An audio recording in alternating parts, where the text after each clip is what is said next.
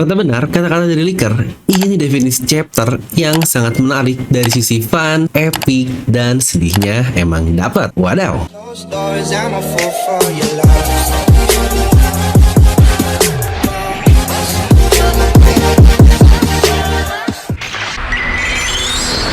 Oke, di video kali ini kita akan bahas ringkasan lengkap untuk One Piece chapter 1088 ya. Yang pastinya dengan beberapa tambahan raw untuk sedikit-sedikitnya yang sejujurnya ini bakal sangat gila sekali. Jadi pastikan kalian tonton video sampai habis agar tidak ada informasi yang miss dan juga setengah-setengah. Nah, mari siapin kopi, jangan lupa besar, pasang headsetnya, ambil posisi PW, and wadidaw. Nah, dimana judul untuk chapter ini adalah Last Lesson, yang sebenarnya baca dari judulnya saja itu sudah red flag banget kan buat Oji-san Garp yang seakan-akan dia akan mati. Dan seperti janji sebelumnya juga, di minggu ini kita mendapatkan Color Sprite untuk mendedikasikan live action Netflix yang akan rilis bentar lagi di bulan Agustus nanti. Di sini juga kita bisa melihat Luffy sampai Sanji di mode bertarung yang memang mereka semua adalah orang-orang yang ada di East Blue, dan wajah-wajah seperti Shanks, Koby, Arlong, Kuro, sampai Garp juga ada di Color Sprite ini yang kayaknya udah lama banget nih Oda ngegambar untuk Kuro. Dimana chapter pun dimulai dengan sedikit flashback dari Monkey D. Garp yang lagi-lagi ada flashback kedua kayak gini. Bukankah itu semacam red flag juga? Di mana di flashback ini kita diperlihatkan Garp yang sedang melatih angkatan laut baru di sini seperti dalam kelas lah ya. Kita pun bisa melihat Koby yang bahkan ada Prince Groose di dalam kelas tersebut. Di mana di sini pun kita melihat Koby masih dengan tampilan culun ala East Blue dahulu. Di situ Garp bertanya kepada mereka semua, jika ada satu orang tua dan satu bayi, tapi kalian hanya memiliki kapal untuk berkapasitas 2 orang saja, siapakah yang akan kalian tolong? Dan Koby pun menjawab, aku akan biarkan diriku sehingga kedua orang itu dapat dengan selamat. Di sini Garp pun menjawab salah sambil melempar kapur ke arah Koby culun. Di situ pun dia berkata, orang tua tidak memiliki waktu lama lagi untuk hidup, jadi biarkan dia saja. Kenapa kalian semua ingin menjadi angkatan laut? Bukankah hal itu untuk melindungi masa depan dari orang lain? Jadi hanya kau dan bayi itulah yang masih punya masa depan yang sangat panjang. Kalian berdua harus terus hidup. Dimana setelah pelajaran itu Garp pun akhirnya dimarahi oleh pengajar angkatan laut yang lain, dan dia berkata agar Garp tidak lagi-lagi mengajarkan hal seperti itu karena nyawa semua manusia itu adalah sama. Tapi lagi-lagi di sini Garp tidak setuju karena dia menjawab masa depan anak muda itu tidak terbatas. Yang sebenarnya sangat mengerti sekali beberapa perspektif yang dipandangkan oleh Garp di chapter tersebut. Kalau memang dibilang nyawa setiap orang berharga, jelaslah nyawa ini bukanlah hal yang bisa digantikan oleh apapun, bahkan duit sebanyak apapun tidak bisa.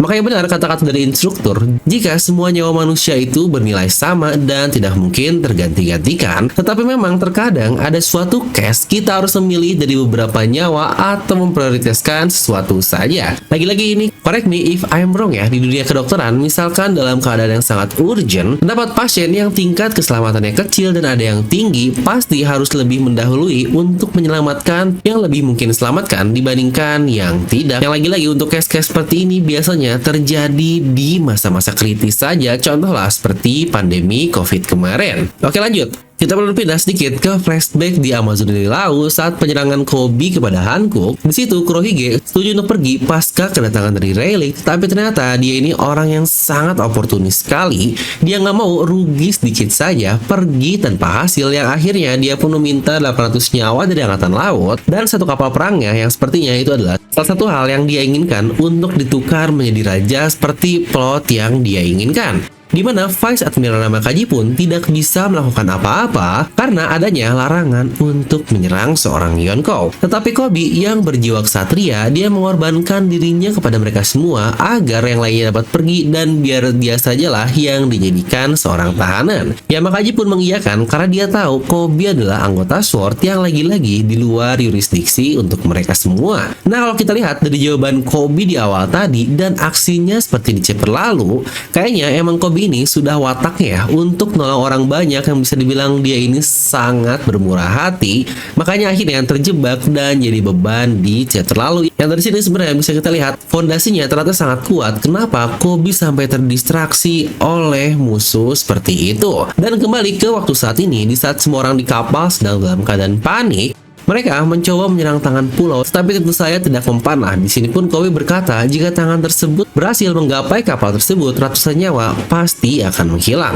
Apa yang harus kita lakukan? Dan Garp pun menjawab, jika adanya kalian bertiga, saya yakin maka semuanya bisa diselamatkan. Yang lagi-lagi mereka juga lah yang harus aksi yang aduh ini Bogart, hey Anda menggabut sebagai tangan kanan Garp selama ini. Bahkan dia sudah lama banget bersama Garp, setidaknya 28 tahun. Apakah mungkin Oda lupa sama satu karakter ini atau memang nggak akan dibikin aksi lah untuk satu karakter tersebut? Padahal dia tangan kanan juga loh. Aduh, ini sayang banget. Di sini pun Garp akhirnya buat instruksi untuk Kobe yang menghancurkan tangan besar tersebut. Bruce lah yang akan melindungi kapal dari sisa-sisa serangannya. Dan Helmeppo dia harus melindungi kedua orang tersebut. Kobe pun jelas kaget lah karena dia tahu dia tidak bisa menghancurkan objek sebesar itu. Yang Garp pun langsung memotongnya bahwa dalam sebuah pertarungan, keputusan harus dibuat dengan cepat. Kayaknya ini adalah last lesson yang dimaksud di judul dari chapter ini. Ketiga dari mereka pun langsung bergerak seperti perintah Garp dan langsung ke arah tangan tersebut, di mana bajak laut di sana menertawakan bahwa mereka bertiga tidak bisa melakukan apa-apa tanpa bantuan dari Garp tersebut. Definisi Garp ini nyerang pulau bukan bawa pasukan tapi bawa beban. Aduh, bener-bener dah. Bruce pun bertanya kepada Kobe kenapa dia mempercayakan itu kepadanya. Apa Kobe mungkin punya bom atau apapun untuk menghancurkannya? Tetapi Kobe sendiri menjawab jika dia tidak tahu dan dia bakal mencari tahu untuk caranya. Di mana bajak laut itu pun menembaki mereka semua yang sangat banyak sekali untuk jumlahnya yang cocok lah dengan namanya Hachinosu. Tetapi Helmeppo melindungi mereka dengan pedangnya di bagian belakang. Garp pun akhirnya langsung bangkit dan langsung menuju ke arah Kuzen dengan sangat cepat, hingga Kuzen pun kaget dan Garp langsung melonjoknya ke tanah. Dari situ dia langsung bergerak dengan sangat cepat sekali, memantul-mantul ke tembok-tembok untuk menghajar pusat dari pulau tersebut alias tengkorak besar yang ada di tengahnya. Dan dia pun menyerangnya menggunakan Galaxy Divide. Serangan super kuat yang memotong tengkorak menjadi dua, di mana serangan tersebut ternyata membuat Pizarro pun terluka parah di bagian kepalanya dan muncul darah yang mengalir. Ya memang benar, kekuatan besar akan memiliki kelemahan yang besar juga. Sepertinya Oda membuat Kurohige dengan buah iblis yang sangat OP sekali, tetapi untuk negatifnya cukup OP juga ya. Karena contoh untuk Teach yang seorang Logia, dia bahkan bisa menerima luka lebih kuat dibandingkan siapapun dan tetap solid juga. Pizarro pun dia sama seperti Robin, dia dapat menerima luka dari apa yang pulau tersebut rasakan yang bahkan dampaknya pun sama besarnya. Di sini pun Bruce dan Kobe bersama-sama mulai beraksi, di mana Kobe melompat ke udara tempat tangan besar itu ada. Pizarro yang terluka, tapi dia masih bisa menggerakkan tangannya untuk membalaskan dendam kepada perbuatan Garp sebelumnya. Dan pada saat itu, flashback lain pun dimunculkan oleh Oda. Timeline-nya terjadi saat Kobe dan Helmeppo baru masuk menjadi angkatan laut. Di situ Garp dan Helmeppo pun saling berbicara karena di sini Garp sangat heran sekali. Dia melihat perkembangan Kobe sangatlah cepat, tetapi dia melihat luka-luka di tangannya yang tidak normal. Helmeppo pun akhirnya berkata bahwa dia tidak ingin ada orang yang tahu, tetapi Kobe sadar jika dia memiliki pengalaman bertarung yang sangat jauh dibandingkan orang normal, jadi dia perlu berlatih 100-200 kali lebih banyak dibandingkan orang yang lainnya. Helmeppo pun berkata lagi bahwa Kobe selalu latihan diam-diam dengan menonjok kapal yang dijadikan samsak oleh Garp tersebut. Ya benar, the real definisi pahlawan itu dibentuk seperti kata-kata Brenyo sebelumnya dan bukan dilahirkan. Tuh, tamparan yang sangat dalam sekali buat kalian-kalian yang jadi malas karena alasan privilege lah. Lah, ibarat lu nggak punya duit, lu puasa. Tai. Ya emang itu sih yang sering terjadi, orang cuma lihat dari luarnya aja bisa sukses dan sebagainya. Contohlah seperti yang cukup lagi rame akhir-akhir ini, konser dari Taylor Swift bisa membuatnya mendapatkan keuntungan berapa triliun dan bahkan mungkin banyak yang menganggapnya ih simpel banget bikin konser, tapi bisa sekaya itu. Padahal dia nggak tahu aja kan, artisnya di belakangnya kerja sebagai kuda untuk bikin lagu, bikin konsep dan sebagainya. Itu pula lah orang yang nggak tahu kenapa Kobe ini bisa berkembang sangat cepat karena dia berlatih berapa ratus kali lebih kuat dibandingkan orang-orang yang lainnya. Dan proses itu pun jelas orang-orang tidak akan melihatnya karena orang hanya taunya sebagai hasil saja. Ya, nice emang Oda Sensei ini. Nah, lanjut kembali ke saat ini, Garp pun sambil tersenyum nih pasca flashback itu ada karena mengingat-ingat kembali waktu dulu mereka masih latihan. Dan sini Kobe pun bersiap-siap menyerang tangan tersebut dan keluarlah jurus Amnesty Impact. Ya pastinya ini adalah tiruan dari Galaxy Impact Garp sebelumnya yang menghancurkan seluruh tangan tersebut dengan adanya petir hitam dari serangan Kobe itu. Apakah di sini Kobe membangkitkan haus Konohakinya? Sesuatu yang sangat menarik. Di mana serangan itu membuat Pizarro berteriak kesakitan karena tangan aslinya pun ikut terluka parah. Garp yang melihatnya tertawa sampai air mata keluar dari matanya, di mana semua orang pun sangat kaget sekali dengan perbuatan dari Kobe ini. Garp pun akhirnya dia membuat tanah liat agar sisa-sisa runtuhannya tidak ada yang terkena ke kapal mereka, yang definisi dia adalah Rear Admiral dengan buah iblis yang sangat OP sekali, yang kemungkinan adalah Logia, tetapi Grus ini cuma support doang yang ini lagi-lagi sangat disayangkan.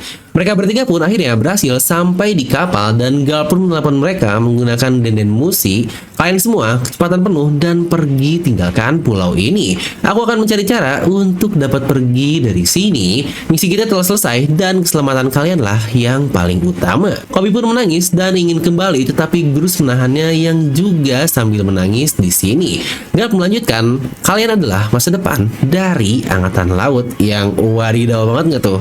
Akhirnya kata-kata yang ingin Grus dengar pun dikeluarkan oleh kakek kita. Dan dari percakapan tersebut kita sudah melihat bagaimana Garp yang terbaring dengan dadanya yang semacam tertusuk oleh pisau es lah buatan Kuzan yang cukup panjang, dengan dirinya yang sudah dikelilingi oleh banyak Lord Kurohiga lainnya. Bahkan Pizarro ada, Vasco Shot juga, Shiryu dan Sanjuan Wolf juga dia sudah bangkit dan terlihat di satu panel terakhir yang sebenarnya sangat epic ini. Di sini Garp masih terus tertawa akibat perbuatan Kobe sebelumnya yang sepertinya dia sangat puas ya dengan bayi yang mungkin dia katakan di awal bahwa masa depannya akan sangat luar biasa, yang sepertinya dari kemampuan Kuzan alias esnya itu membuat semua tubuh Garp untuk berubah menjadi es. Yang di sini juga kita dapat melihat muka Kuzan tetapi matanya sepertinya sengaja ada tutup ya atau dibuat misterius, jadi kita benar-benar nggak tahu bagaimana ekspresinya, apakah dia benar-benar menangis juga atau bagaimana kita masih belum tahu. Yang sebenarnya banyak sekali sih yang ingin saya bahas dari satu chapter yang luar biasa ini, tapi lagi-lagi untuk bahasan itu akan kita bahas di video review saja. Dan narator pun berkata lagi di akhir dari chapter ini, di surat kabar besok yang akan disampaikan ke dunia adalah pahlawan muda Kobe berhasil diselamatkan, pahlawan legendaris Garp menghilang di Hachinosu. Yonko Luffy mengambil alih Egghead sebagai bentengnya.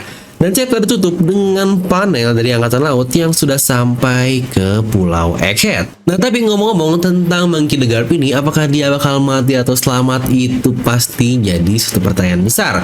Dan ngomong-ngomong juga, kami dari Filmi adalah satu desain khusus untuk Garp ini. Nah, buat kalian ingin juga, satu pembelian adalah satu support untuk kakek Oyaji kita agar dapat selamat. Untuk linknya akan saya simpan di deskripsi video ya. Jadi langsung buruan support Oji-chan kita. Nah, jadi itu untuk video kali ini. Kalian bisa tuliskan pendapat kalian di kolom komentar di bawah. Dan seperti biasa, semoga kalian terhibur dengan video ini. Like aja kalian suka, dislike aja kalau suka, jangan lupa untuk subscribe dan juga share di teman kalian.